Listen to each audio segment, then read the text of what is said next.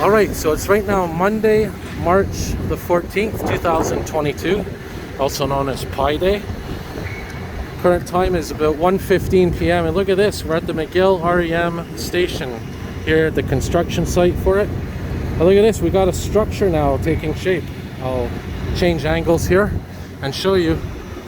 Look at this, beautiful.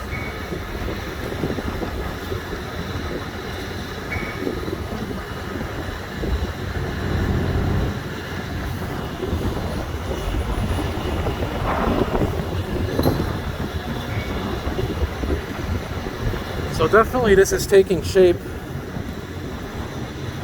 and like I said, I'm documenting this project as it goes along. Try to get a view over here so we could see as well.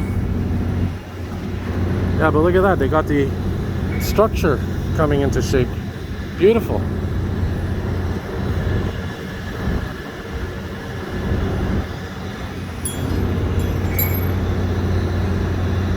All right, more updates to come. Have a good day, all.